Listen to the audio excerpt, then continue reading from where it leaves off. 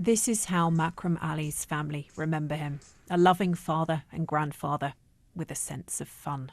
He was just a very lively, happy, bubbly person. I don't know anyone like him who's always 24/7 happy. Makram Ali was murdered 5 years ago, targeted because of his Muslim faith. The attacker drove a van into worshippers outside a mosque in Finsbury Park. 9 others were injured. All I could hear was my sister crying and shouting, "Dad, Dad," trying to wake him up. At first, it wasn't clear what had happened. When police moved Ruzina away from the scene, she thought her father was still alive and waited for news. I stayed out the whole night, whole morning, just waiting for someone to say he's at this hospital. But obviously that wasn't the case. Makram's killer was taken into police custody, restrained until officers arrived by the worshippers he just attacked.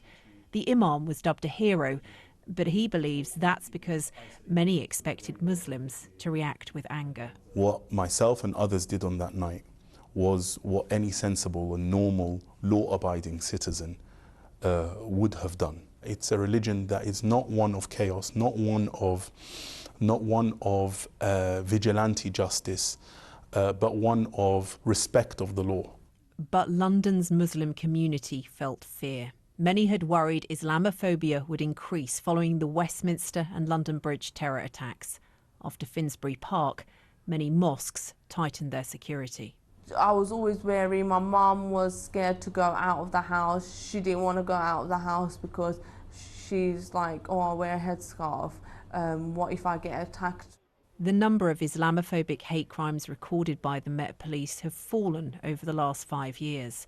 But one group who monitor incidents says most are never reported. We have seen an increase of 45% of anti-Muslim reports coming into us in London. These reports have got abusive behavior as the #1 category reported into us, but threats, assaults, threatening behaviors and discrimination are the categories that follow. 5 years on, the memories and the fear remain. But there's also been love and support. People are quick to let you know that they stand with you and that these actions are not supported. And that's comforting and that's consoling. In the park where Makram Ali used to play with his grandchildren, there's a plaque that bears his name. It's been difficult, but we move on and we just create better, happier memories as a family and just do what my dad would have loved.